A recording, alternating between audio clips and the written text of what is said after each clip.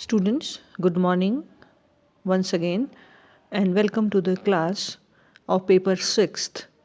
Today we are going to analyze the part 1 of the poem 1919 written by brilliant Irish English poet W.B. Yeats. Students, this poem was written not in the year 1919 as the title suggests. It was written in the year 1921 and published in that year. The title given to it was Thoughts Upon the Present State of the World. Students, this poem arose out of Lady Gregory's account of the atrocities committed by the Black Centurions in different parts of the Ireland. The rebellion of 1916 was put down by the Britishers with an iron hand, and there was widespread violence and bloodshed. This brutality and inhumanity shocked Yeats. Students, this beautiful poem is divided into 6 parts. Students, the first part that we are going to discuss is the first stanza of this part is there before you on your slide. Many ingenious, lovely things are gone that seemed sheer miracle to the multitude, protected from the circle of the moon that pitches common things about.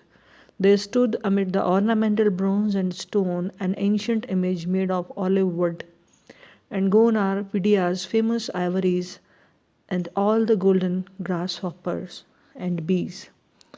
Students, the first part, the first stanza opens with Yeats's lament that the masterpieces of Greek art, like the ancient figures at Colonus made out of imperishable olive wood, and the famous sculpture pieces of Phidias, which in the opinion of Yeats represented the very zenith of Greek art and culture, have all decayed and died away.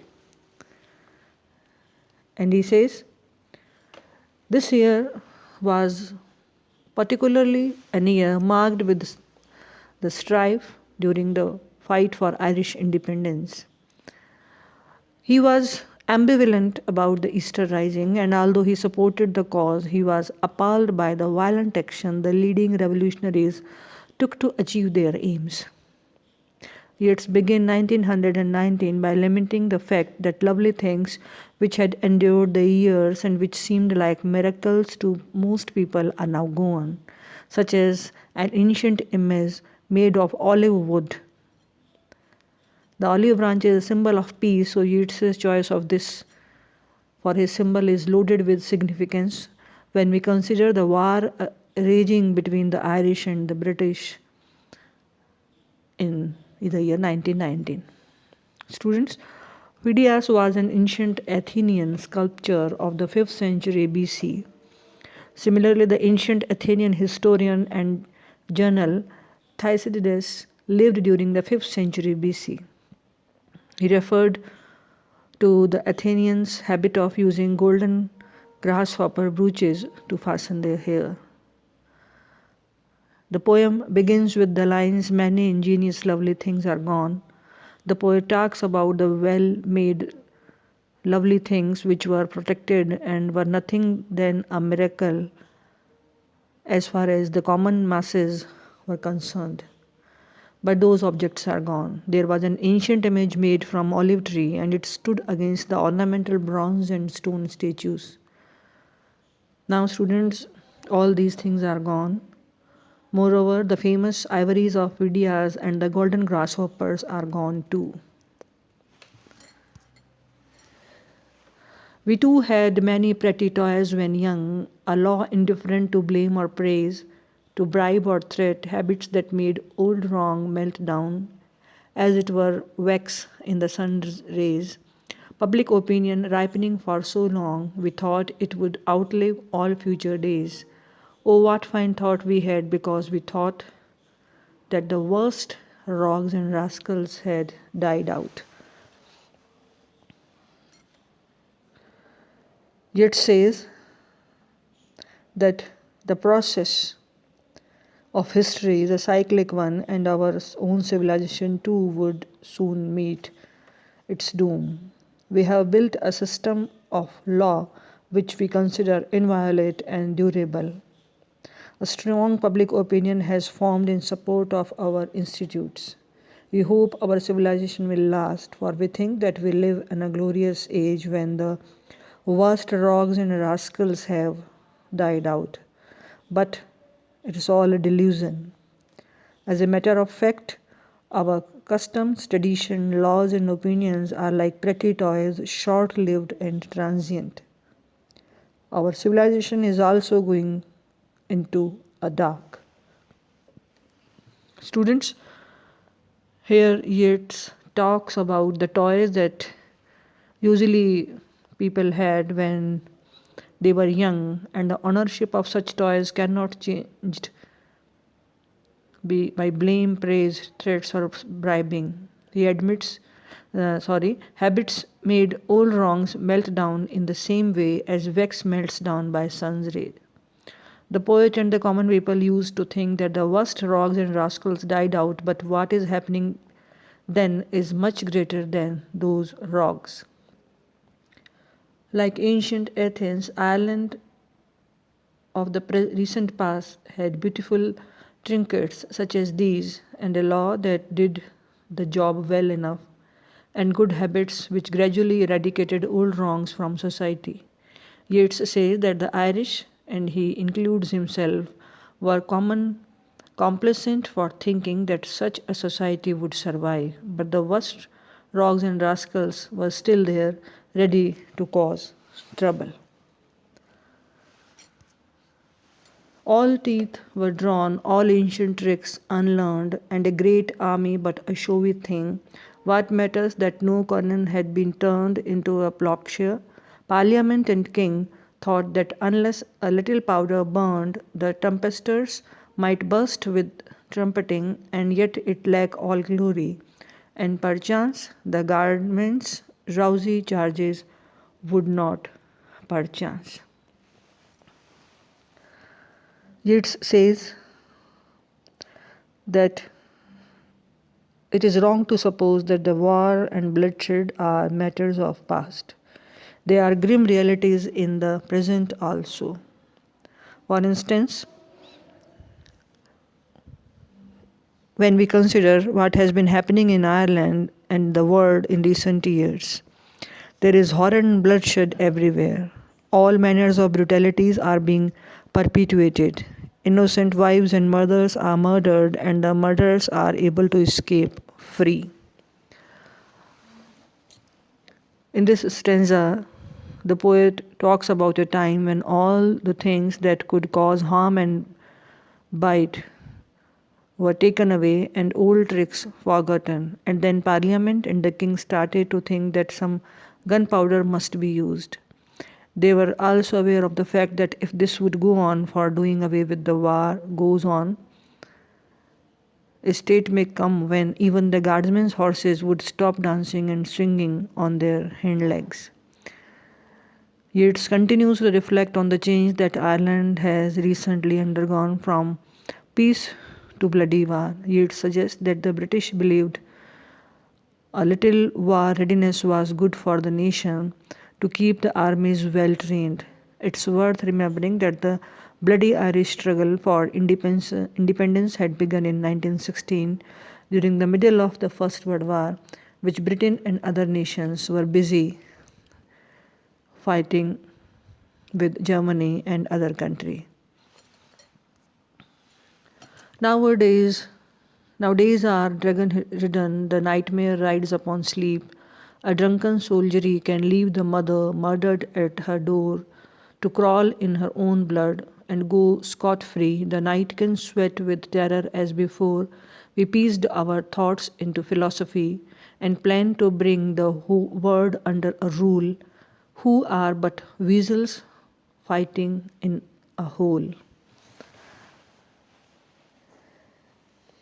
A drunken soldiery, the black entrance is abroad, and hence days are dragon ridden, and the nightmares rises upon sleep. There is no peace either by day or night. All signs indicate that our 2000-year-old civilization and achievement are moving towards disintegration.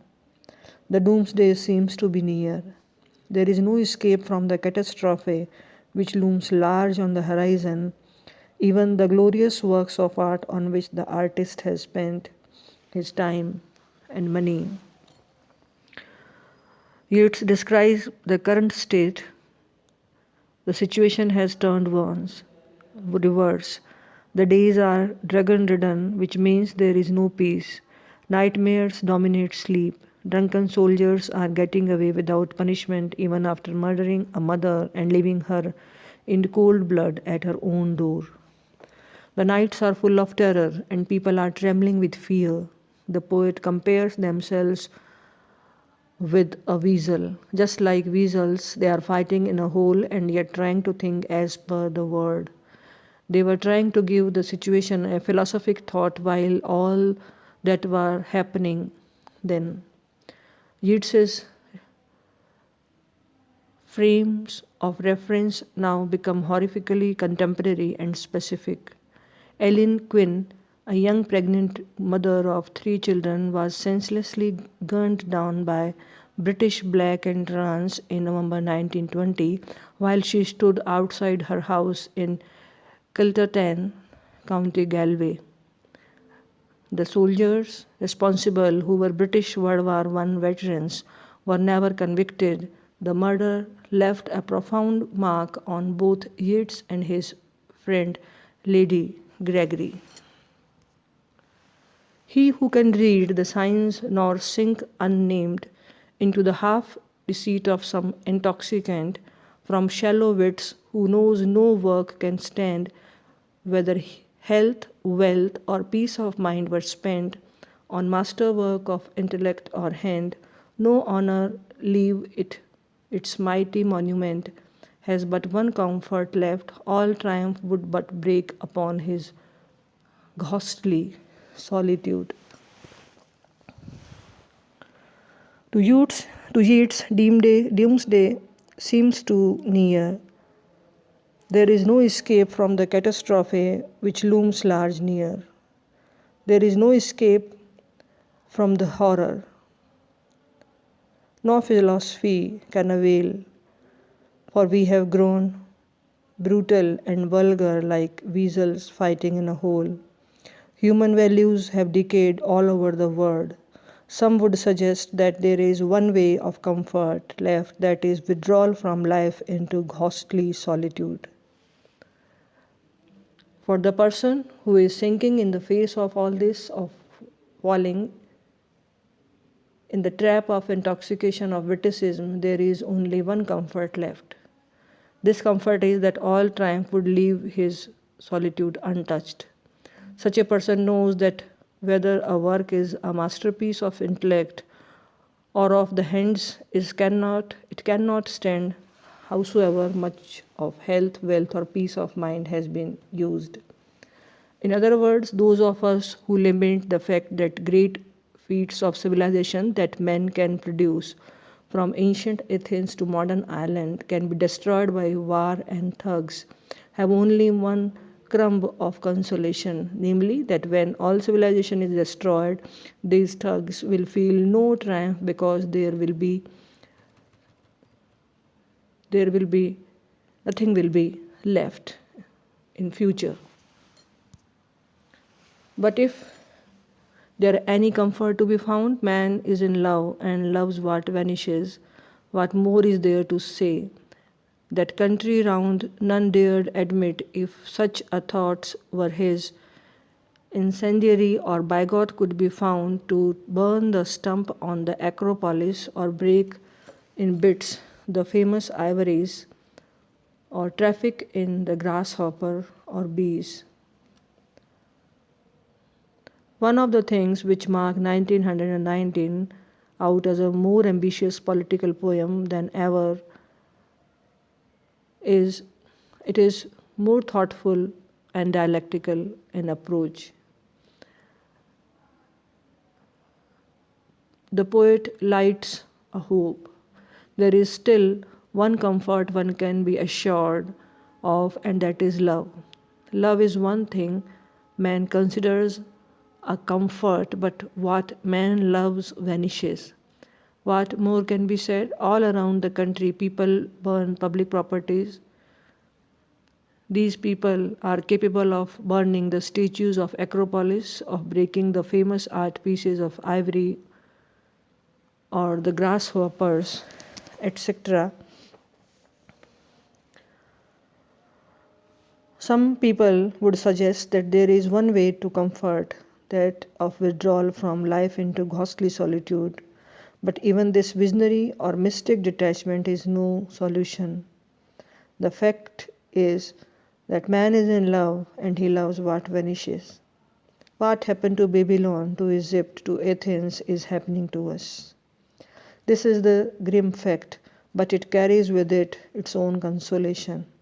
Just as the human spirit has survived the catastrophe in the past, so also it will survive the impending catastrophe.